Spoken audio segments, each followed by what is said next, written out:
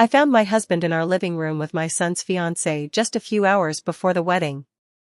I was about to confront him when a slight movement in the hallway stopped me cold. It was my son, Elijah. His face was hard, completely unreadable. He looked straight at me and whispered, "Mom, I already know, and it's worse than you think." Hello everyone. Thank you for being here with me today. Before I begin, tell me what city you're watching from. I'd love to read your comments. Now, let me take you back to how this all started. On the morning of my son's wedding, I woke up at 5 a.m. Sleep simply wouldn't come. I told myself it was just nerves, the kind any mother feels on a day this important.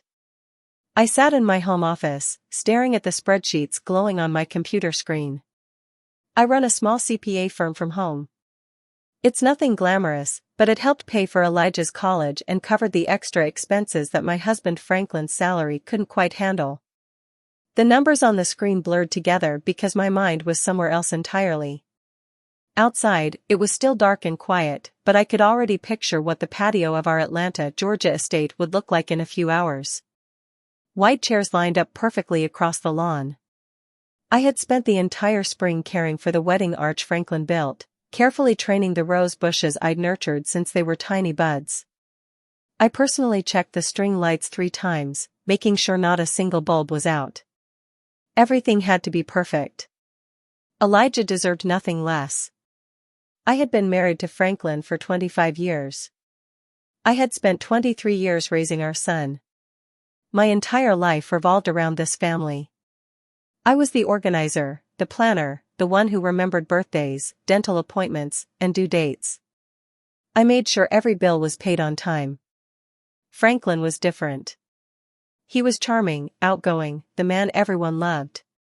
I was the foundation he leaned on, and for a long time, that felt like enough.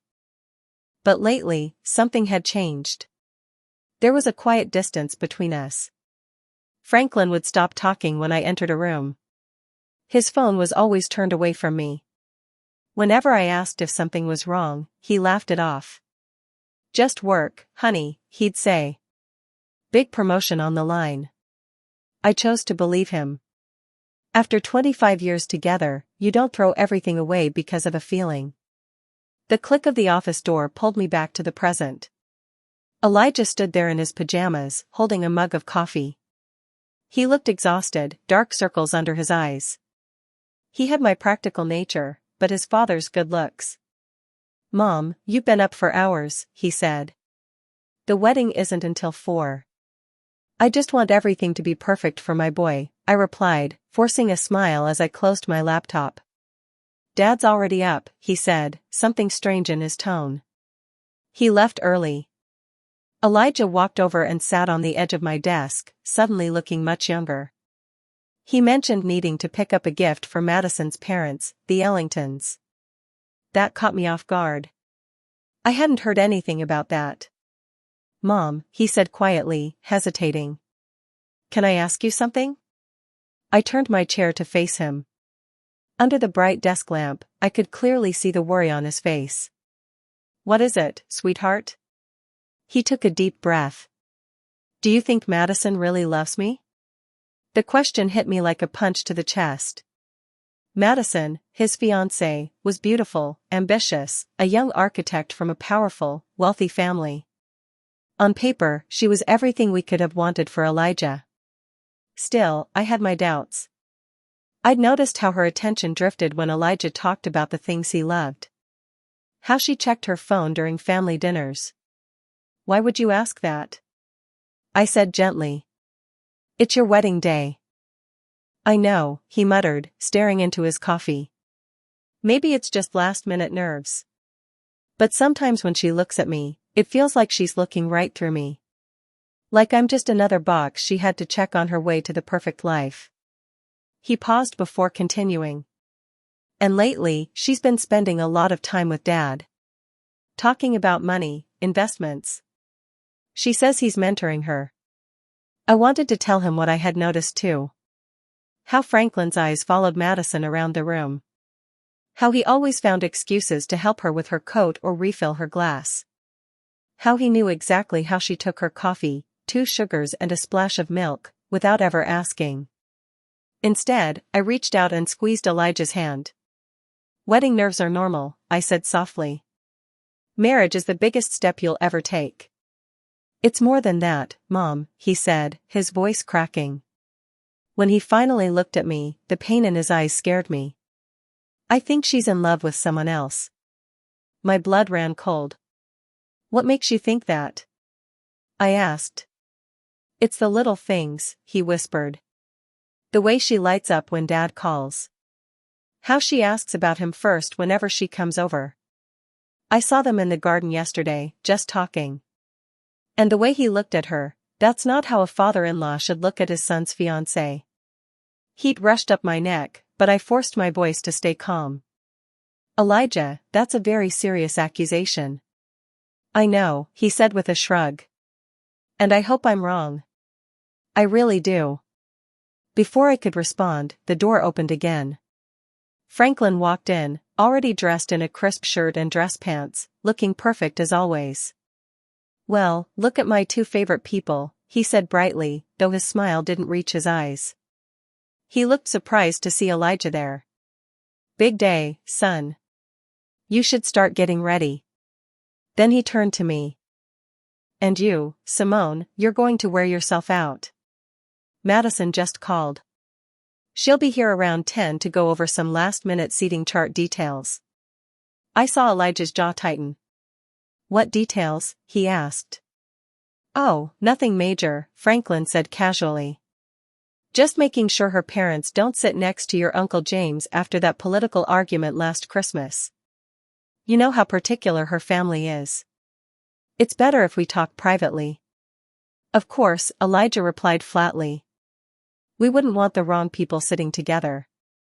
The air in the room felt heavy, almost unbearable. I looked at my husband, then at my son, and deep down I knew Elijah was right. Something was terribly, horribly wrong. After Franklin and Elijah left my office, a wave of cold dread washed over me. I was supposed to have my final call with the caterer at 10:30, a conversation I had scheduled weeks in advance. I picked up my phone, my hand shaking just slightly, and made the call. I told them there was a family emergency and that I needed to reschedule. It was a lie. The truth was, I had just cleared my entire morning. I couldn't stop thinking about Elijah's words, or the sickening feeling Franklin's forced cheer had left behind. Something was happening in my house today. And for the first time in 25 years, I was going to find out exactly what it was. For the next 2 hours, I pretended to stay busy. I wiped down an already spotless kitchen. I rearranged the floral centerpieces on the dining room table again and again. Every small noise made me jump. Every car passing outside sent my heart pounding. Outwardly, I played the role of the calm, happy mother of the groom. Inside, I was unraveling. At exactly 10 a.m., a sleek white BMW turned into our driveway. Madison. I watched from the kitchen window as she stepped out of the car. Even in jeans and a simple blouse, she looked flawless, like she belonged on the cover of a magazine. She walked toward the front door with the effortless confidence of someone who knew she belonged here. My heart was pounding so loudly I could hear it in my ears. I quietly slipped out the back door and moved around the side of the house, crouching behind the large hydrangea bushes that framed the living room windows. I felt ridiculous, like a spy sneaking around my own home. But the need to know, to confirm my fears or finally put them to rest, was stronger than my pride. Through the large bay window, I saw them. Franklin had let her inside, and they were standing near the fireplace, the same spot where we took our family photos every Christmas. He was pouring her a drink.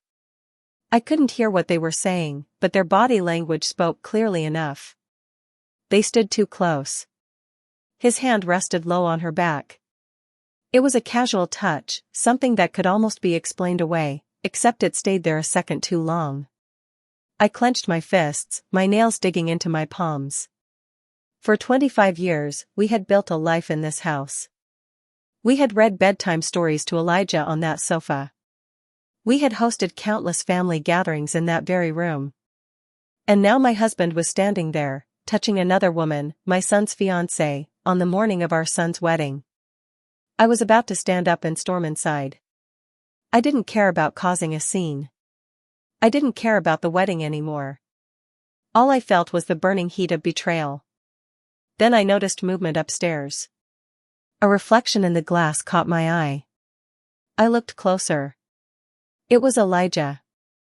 He stood at the top of the stairs, half hidden in the shadows, watching them too. The sight of him, so still, so shattered, froze me in place. This wasn't just my pain. It was his. Inside, the situation grew worse. Madison's hand slid up onto Franklin's chest. She leaned into him, her head tilted back, a smile playing on her lips. She said something, and Franklin laughed. It was a sound I hadn't heard from him in years, light, genuine, full of joy. The same laugh he used to share with me when we were young, when life still felt full of possibility. In that moment, I barely recognized him. He looked alive in a way he hadn't been with me in a very long time. Then his hands tangled in her hair, and they kissed. Not a quick peck. A deep, hungry kiss, the kind you only see in movies. My vision went red. A roaring filled my ears. I stepped toward the house, ready to tear the door open, ready to scream until my lungs burned. Then a hand grabbed my arm. I spun around, my heart jumping into my throat. It was Elijah. He had slipped out of the house and come to find me.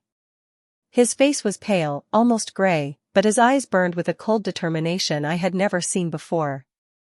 "Mom, don't," he whispered urgently. "Not yet, Elijah. My voice broke.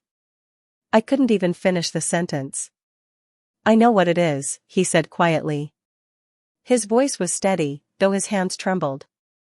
"Mom, I've known for weeks." "Weeks?"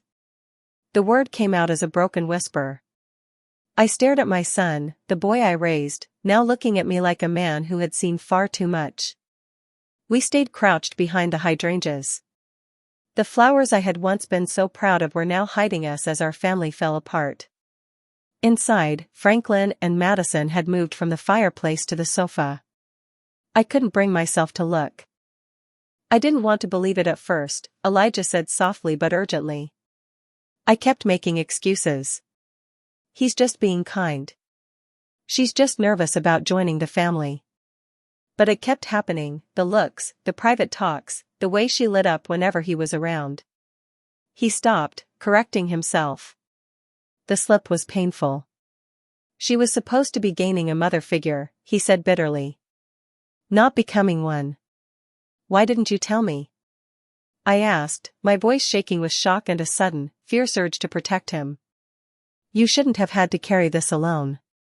"Because I needed proof," he replied, his jaw tight. Then he looked at me, his eyes far older than his 23 years. "And because I wanted to give them enough rope to hang themselves." He pulled out his phone, his hands shaking slightly as he unlocked it. "I hired someone," he admitted. "You did what?" I whispered. "I'm not stupid, Mom," he said firmly. "A month ago, I saw them having lunch together. Dad said it was a business meeting. Madison told me she was shopping with friends. That's when I knew I wasn't imagining things." He handed me the phone. "I hired a private investigator." My breath caught in my throat. "Elijah, the money." "Don't worry about the money," he said coldly. "It was worth every cent." The first photo showed Franklin and Madison walking into the St. Regis in downtown Atlanta. The timestamp read 3 weeks ago, a Tuesday afternoon when Franklin was supposedly at a regional sales conference. The next photo showed them leaving 2 hours later, flushed and disheveled. "There are 17 different occasions," Elijah said quietly as I scrolled through the evidence. Photos of them in dimly lit restaurants across the city. Photos of them pressed against Franklin's car in a secluded parking garage. Photos of them laughing, holding hands, living an entirely separate life behind our backs. I felt physically sick. This wasn't a mistake. It wasn't a moment of weakness. It was deliberate. Planned. Ongoing. I stood up again, anger surging through me. "We're stopping this," I said, my voice hard as steel. "Right now." No, Elijah's voice was sharp, forcing me back down. "Mom, trust me." "A plan?" I whispered. "Elijah, this is insane." "I have a plan," he repeated. "We can't just let the wedding happen," I whispered, my voice shaking. "Yes, we can," Elijah cut in sharply. His voice carried an authority I had never heard from him before. "And we will." He leaned closer. "Mom, think about it. If we confront them now, what happens? They'll deny everything. They'll twist the story. Dad will say you're being hysterical, that you misunderstood. Madison will cry and play the victim. Somehow, it will all get turned back on us." He was right. I could already hear Franklin's smooth, soothing tone in my head. "Simone, you're overreacting. She's a nervous young woman. I was just giving her some paternal advice." "So what do you suggest?" I asked quietly, my anger hardening into something cold and frighteningly clear. Elijah smiled, and it wasn't the smile of my son. It was sharp, unfamiliar, almost chilling. "Public humiliation," he said calmly. "Total and complete destruction of their reputations. Legal consequences. We don't just end this, Mom. We make sure they can never do this to anyone ever again." I stared at him. When had my son become so strategic, so ruthless? Then I looked back through the window. I saw my husband, the man I had loved and trusted for 25 years, beginning to unbutton Madison's blouse on the same sofa where we had built our family. In that moment, I knew the woman I had been, the patient, forgiving wife, was gone. She died right there in the dirt behind the flowers I had planted with such care. "Tell me the plan," I said. That evening was one of the strangest nights of my life. Franklin came home acting as if nothing had happened. He asked about final catering details. Madison had left hours earlier, and he played the role of devoted husband and proud father perfectly. He talked about his speech for the reception, about how proud he was of Elijah. The hypocrisy was suffocating. I nodded and smiled, an empty shell, while inside I screamed. After Franklin went to bed, Elijah and I met in my home office. The door was locked. The blinds were closed. It felt like a war room, and in many ways, it was. On my desk lay the beginnings of a file that would make any prosecutor cry tears of joy. "Tell me about the detective," I said, staring at a surveillance photo that made my stomach turn. "Her name is Aisha," Elijah replied. "Aisha Whitfield." The name hit me like ice water. "Aisha?" I whispered. "My sister?" Elijah nodded. I didn't know who else to trust. I knew she'd been a cop for 20 years before retiring and starting her own PI agency. "She's smart. And discreet." He hesitated. "And I knew she never really liked Dad." I let out a short, sharp laugh that sounded more like a sob. "My little sister Aisha." We were close, but I had never told her about the growing distance between Franklin and me. I'd been too proud, too ashamed, to admit my marriage was failing. "I'll call her," I said, my voice thick. Aisha answered on the second ring. "Simone? It's past midnight. Is everything okay?" "No," I said, my voice breaking. "Nothing is okay." And then I fell apart. I told her everything, what Elijah suspected, what we had seen that morning, the photos. I cried hard, ugly sobs for the first time all day. She listened without interrupting, her voice calm and steady. When I finished, she sighed quietly. "I'm not surprised, Simone. I've seen the way he looks at that girl. I was hoping I was wrong." "Elijah told me about the photos," I said, wiping my face. "What else do you have?" "More than you probably want to know," she replied, her tone turning professional. "I've been tracking them for 3 weeks. They meet twice a week like clockwork at the St. Regis Atlanta. He always pays cash. Fancy lunches he never took you to. Last week, he bought her jewelry at Cartier. Rage burned through me. Our money. The money I managed so carefully. Money meant for our retirement, our future. And Simone, Aisha continued softly, there's more. Something bigger. My stomach dropped. What did you find? There was a long pause. It's not just Madison, she said quietly. And it's not the first time. My chest tightened. I found regular monthly payments going back 15 years. Always to the same woman. Her name is Nicole Jenkins. The name meant nothing to me. Who is she? She was a junior associate at Franklin's old firm when Elijah was little. She left suddenly about 15 years ago. The payments started a few months later. Aisha inhaled sharply. She has a daughter. A 15-year-old girl named Zoe. I felt like I couldn't breathe. The father isn't listed on the birth certificate, Aisha said carefully. But I'd bet my license Franklin is her father. The phone felt impossibly heavy in my hand. Another child. 15 years of lies. A whole second life. Everything finally made sense, the secret trips, the unexplained expenses, the emotional distance. I need to know for sure, I whispered. I know, Aisha replied. I'll handle it. But Simone, you need to be prepared. When this comes out, it's going to be a nuclear bomb. I know, I said, my voice cold and steady. That's exactly what we're counting on. The 24 hours leading up to the wedding passed in a haze of calculated deception. I moved through the preparations like a ghost. I smiled at relatives. Approved table settings. Helped Franklin with his tie, my fingers brushing the silk as I imagined tightening it around his throat. Every interaction was an act. Every polite word was a lie. Aisha worked fast. For her, this was no longer just professional, it was personal. There's a lab I trust, she told me. It's risky, but if we get a clean DNA sample from Franklin, we can do a non-legal preliminary comparison. That night, after Franklin fell asleep beside me, snoring softly in the bed we had shared for 25 years, I slipped out of the room. Every floorboard creak made my heart race. In the bathroom, I took his toothbrush from the holder. My hand shook so badly I almost dropped it. It felt like the ultimate violation. But what was that compared to what he had done to us? I sealed it in a plastic bag and placed it in the mailbox for Aisha to collect before dawn. The next morning, as florists and photographers filled the house with chaotic energy, Aisha called. I found more about the money, she said grimly.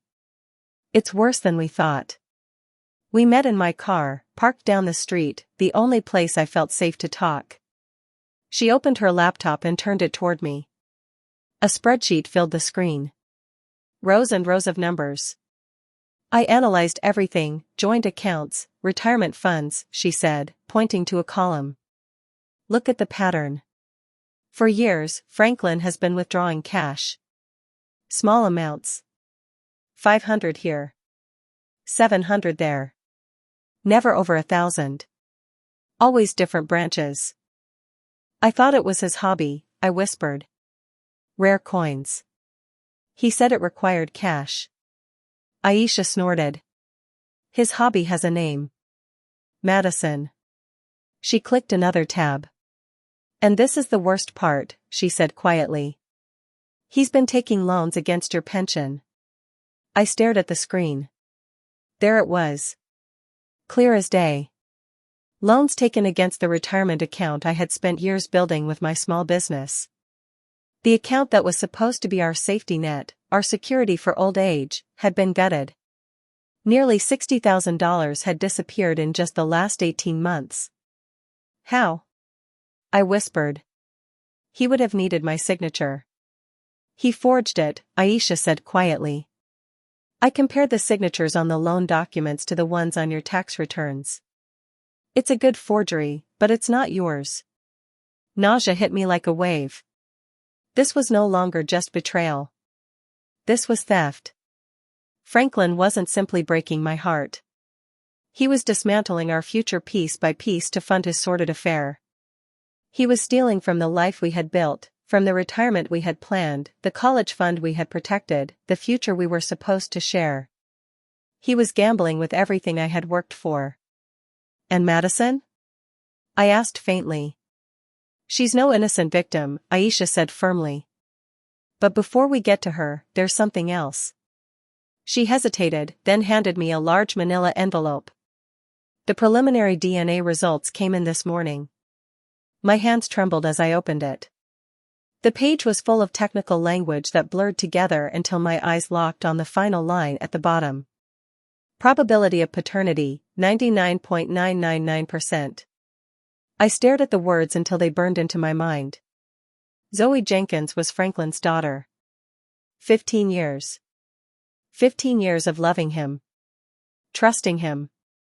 Building a life with him, while he secretly had another child, another family hidden in the shadows.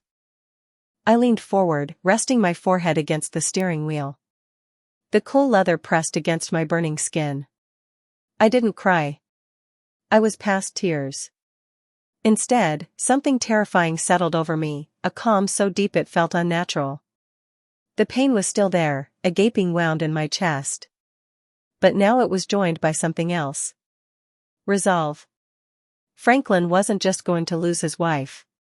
He was going to lose everything. That thin sheet of paper felt heavier than a tombstone in my hands. It was the death certificate of my marriage. Of the life I thought I had. A 15-year-old daughter, I whispered. How did you find her? Aisha's expression was gentle but professional. It started with the payments.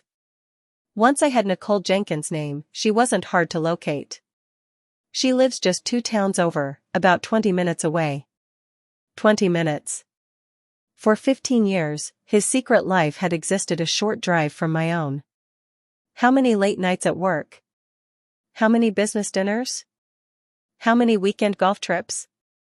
Every excuse he'd ever given me replayed in my mind, now twisted into something dark and sickening. I went by her house yesterday morning, Aisha continued softly. I posed as a market researcher. Nicole answered the door, and behind her was Zoe. She paused. Simone, she's the spitting image of him. The same dark eyes. The same smile. There's no doubt. I pictured it, an innocent teenage girl who looked just like my husband. A sister my son never knew existed. The thought was so monstrous I could barely process it. My family wasn't just broken. It was a lie. A carefully constructed fraud I had unknowingly helped maintain for more than half my life. Does Nicole know about me? I asked. About Elijah? I can't say for sure, Aisha admitted. But her lifestyle tells me everything. A nice house. A good school district. No high-powered career. Franklin is her primary financial support.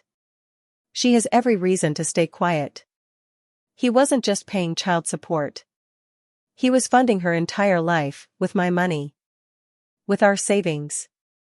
With the retirement funds he stole from me. The betrayal was layered, systematic, and suffocating. I felt like I was drowning. I handed the DNA report back to Aisha.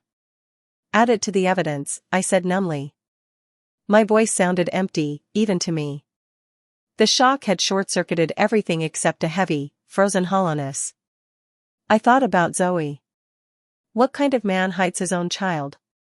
What kind of man raises one son in the light while keeping another daughter locked in the dark? The cruelty, to me, to Elijah, to that innocent girl, was staggering. And Madison? I asked, forcing my focus somewhere else. You said there was more. Aisha nodded, her expression hardening. Yes. Madison. She turned the laptop toward me and opened another file. She's not just sleeping with your husband, Aisha said bluntly. She's been embezzling money from her firm. It took a moment for the words to register. She's a junior partner at a prestigious downtown law firm, Aisha explained, pulling up internal financial records. She's been inflating expense reports, creating fake invoices for consultants that don't exist, and funneling the money into a private account. How much? I whispered. Over $200,000 in the last year. I gasped. And I can trace some of that money directly to gifts for Franklin, Aisha continued, showing me a transfer followed by a credit card statement for a luxury watch. She shook her head. She stole from her partners to buy gifts for her lover, who was stealing from his wife to buy gifts for her. It was the most revolting circle of deceit I had ever witnessed. Madison wasn't just a homewrecker. She was a criminal. A thief. And she was about to marry my son. The numbness in my chest evaporated, replaced by white-hot fury. This wasn't just about heartbreak anymore. This was about protecting my son. This was about justice. This is about consequences, I said firmly.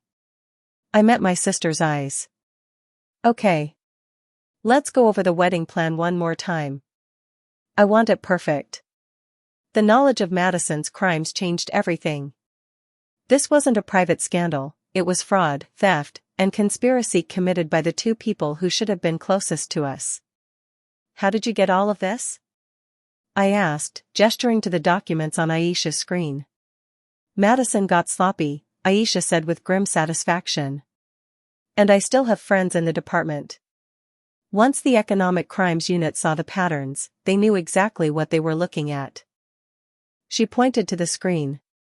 She moved the money through a shell company using her mother's maiden name. Amateur work. I thought about Madison's parents, the Ellingtons. Respected. Influential. Her father, a federal judge. Her mother, deeply involved in charities. Reputation meant everything to them. They believed their daughter was flawless. They had no idea she was a thief, or that the family she was marrying into was built on lies. For a brief moment, I felt a flicker of pity for them. Then it vanished. So Franklin steals our retirement money to buy gifts for his mistress, I said slowly. And Madison steals from her firm to buy gifts for her lover, who also happens to be her future father-in-law. I shook my head. This sounds like a movie. It gets better, Aisha said dryly. She pulled up another file. Some of the money Franklin took from your pension? He invested it in a sure-thing real estate deal Madison recommended. Let me guess, I said bitterly. The deal failed. It never existed, Aisha replied. The money went straight into her private account. She smiled grimly. She was stealing from him too. I laughed, a sharp, hollow sound. My brilliant, charming husband, the man who always believed he was the smartest person in the room, had been played by a woman half his age. It was almost poetic. We spent another hour reviewing everything: bank statements, surveillance photos, forged loan documents, hotel receipts, and a complete criminal file on Madison ready for the prosecutor. And there, at the center of it all, the DNA report, the final proof of 15 years of lies. I looked at the neatly organized file on the passenger seat. 25 years of marriage. Reduced to paperwork. A crushing wave of exhaustion settled over me, so heavy it felt like a physical weight pressing down on my chest. Aisha, can we really do this? I whispered. Can we actually stand in front of 300 people and expose our own family? Aisha reached across the console and wrapped her hand firmly around my arm. Her touch was steady, grounding. Simone, listen to me, she said seriously. What choice do you have? If you confront them privately, they'll lie. They'll twist the story. They'll manipulate you and turn Elijah against you. They'll deny everything until you start doubting your own sanity. I've seen it happen too many times. I hated how right she was. Franklin had always been a master manipulator. He could charm his way out of almost anything. This way, Aisha continued, there's nowhere to hide. No room for lies. The truth will be laid out in front of everyone they've been trying to impress. This isn't just revenge. This is about consequences. Madison has committed serious crimes, she could go to jail. And Franklin has to answer not just for cheating, but for the financial fraud he committed against you. This is the only way to make sure the lies end for good. I took a slow, shaky breath, the stale air of the car filling my lungs.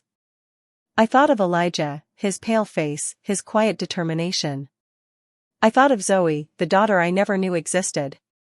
I thought of the 25 years I had given to a man who had been lying to me from the very beginning. "You're right," I said finally, my voice steady again. "This is the only way." I started the car. "Let's go. We have a wedding to prepare for." The final hours before the wedding were the strangest of my life. I went home and slipped back into my role as the calm, happy mother of the groom. It felt like I was watching myself from the outside, like I was acting in a movie about my own life. I laughed with cousins, admired dresses, and reassured the caterer that everything looked perfect. Inside, I was tightly wound with grief and rage. Outside, I looked like pure maternal pride. Franklin was thriving. He moved through the guests with ease, soaking up congratulations, smiling confidently. At one point, he pulled me aside and wrapped an arm around my waist. "You look beautiful, Simone," he murmured. "Isn't this a perfect day?" I looked into the eyes of the man I had loved for more than half my life, and felt absolutely nothing. Just a cold emptiness. "Perfect," I said, smiling back. Elijah mirrored my composure. He greeted friends, posed for photos, played his part flawlessly. But every time our eyes met across the lawn, I saw the same steel resolve in him. We were in this together. Waiting for the signal. The plan itself was simple. Aisha had rehearsed it with us until we could recite it by heart. She arrived early, disguised as part of the catering staff. Her professional audiovisual equipment was hidden in plain sight. The laptop was already connected to the large screen rented for what everyone believed would be a sentimental slideshow of Elijah's childhood photos. No one suspected a thing. She carried a small remote in her pocket. When the moment came, all it would take was one button. I had my own part to play. A week earlier, I had quietly finalized the divorce papers with my attorney, something I hadn't even told Elijah. The documents were signed, notarized, and sealed inside my clutch. Along with them was a flash drive containing every piece of evidence Aisha had collected. One way or another, my marriage would end today. There was no turning back. This wasn't just a confrontation. It was the first day of the rest of my life. At 4:05, I took my seat in the front row. The string quartet began to play as the wedding party entered. Franklin sat beside me and squeezed my hand, his gesture almost tender. I fought the urge to recoil. Madison appeared at the end of the aisle, radiant in white lace. She looked beautiful, and completely false. She smiled at the guests, then her eyes locked onto Franklin. For a brief moment, something passed between them. A shared secret. A sense of victory. They thought they had won. Elijah stood at the altar, his face carefully blank. When Madison reached him, he took her hand without hesitation. Then his eyes searched the crowd until they found mine. He gave a tiny, almost invisible nod. It was time. The officiant began speaking about love, commitment, and fidelity. The irony was suffocating. I wondered if Franklin and Madison were even listening, or if they were already planning their next secret meeting. They exchanged vows they didn't mean. Promises they had already shattered countless times. Each lie made my stomach twist. Finally, the officiant smiled warmly at the crowd. "If anyone here has any reason why these two should not be joined in holy matrimony, speak now or forever hold your peace." Silence fell over the garden. My heart pounded so hard it felt like it might break my ribs. I took one slow breath, and stood. A collective gasp rippled through the crowd. The music stopped. The air turned heavy. Every face turned toward me. Franklin stiffened beside me. "Simone, what are you doing?" he hissed, gripping my arm. "Sit down. You're making a scene." I shook him off like he was poison. I looked straight at Elijah. He stood tall, pale but unflinching. Then I turned to Madison, whose smile had frozen into pure terror. I'm sorry for the interruption, I said clearly, my voice carrying across the garden. But the officiant asked if there was any reason this marriage should not continue. I paused. And yes, I have a reason. Murmurs erupted. Judge Ellington began to rise, fury written across his face. Mrs. Whitfield, what is the meaning of this? He demanded. The meaning, I replied calmly, is that your daughter is about to marry my son under false pretenses. And everyone here deserves to know the truth. I pulled the small remote from my purse. My thumb hovered for just a second. Franklin exploded. You've lost your mind. You're humiliating our son. Am I? I asked quietly. Or are you, the man sleeping with his son's fiancée? I pressed the button. The screen behind the altar lit up. The first image appeared, Franklin and Madison, locked in a passionate kiss in my living room. The crowd erupted, gasps, screams, people standing in shock. Madison's mother clutched her chest, her face drained of color. And that's not all, I continued, raising my voice over the chaos. This wasn't a single mistake. It's been going on for months. The screen changed again. Hotel photos. Timestamps. Secret meetings. Lie after lie exposed. Franklin shouted that it was fake. Madison tried to deny everything. No one listened. Then came the bank statements. Forged signatures. Pension withdrawals. Receipts for expensive jewelry, followed by photos of Madison wearing those very gifts. Silence fell. My husband has been stealing from our retirement fund to finance his affair, I said. And his fiancée hasn't been innocent either. The final slide showed Madison's embezzlement, fake invoices, hidden transfers. Her law firm partners stared in disbelief and fury. This was no longer a scandal. It was a reckoning. But the worst part, I said, my voice turning cold and steady, the deepest lie that defined my entire marriage, didn't start with Madison. The screen changed.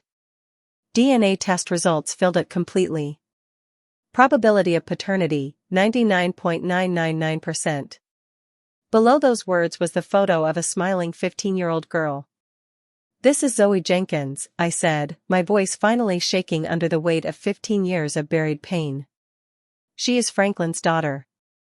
A child he hid from me, and from his own son, for her entire life. The silence that followed was absolute. 300 people stared at the screen, frozen. Even the most eager gossipers had no words. In that terrifying stillness, I felt my world, the one I had lived in for 25 years, collapse completely. Then a single sound shattered the quiet. A sob. Madison staggered, her face ghost white against her wedding dress, and collapsed to the ground in a heap of lace and broken dreams. That was the moment chaos erupted. People shouted.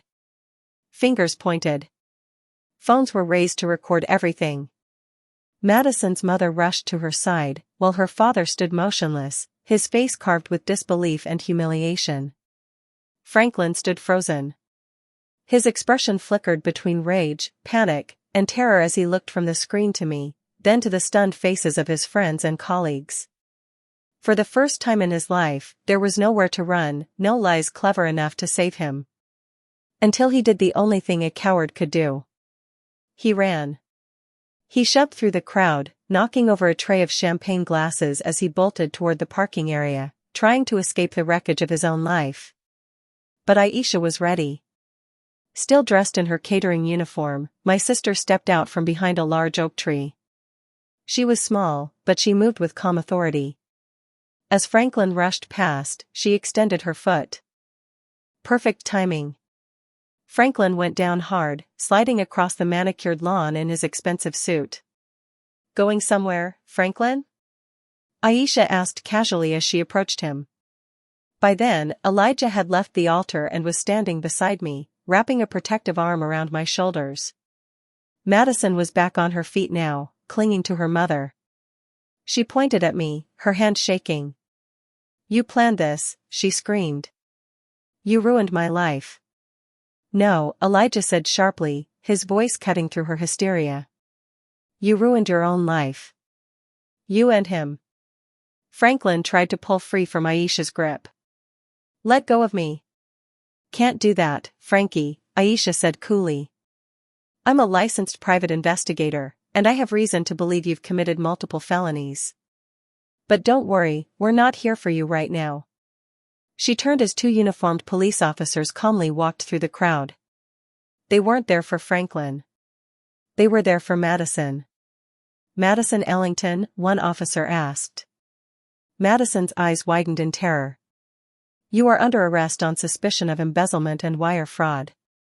The handcuffs clicked shut. That sound echoed louder than anything else that day. Madison's face crumpled as reality hit her. This wasn't just humiliation. This wasn't a cancelled wedding. This was prison. As the police led her away, sobbing, her parents stood helpless. The photographers, hired to capture a fairy tale, now documented the collapse of a powerful family. Guests scattered. Some fled. Others whispered in shocked clusters, still filming. That was when my strength finally gave out. Elijah held me tightly. It's over, Mom, he whispered. It's finally over. I looked around at the ruins of the perfect day I had planned. It was chaos. It was heartbreak. But for the first time in months, I could breathe. If you're still listening, please do me a favor, hit the like button and comment one below. Your support truly means everything, and I'll tell you what happened next. The next 3 hours blurred together, police lights, quiet conversations, and the dismantling of a wedding that never happened. Statements were taken. Madison was driven away in a patrol car, her wedding dress glowing tragically in the setting sun. Franklin was questioned, released, and then disappeared, leaving without a word to me or Elijah. And you? Elijah asked gently.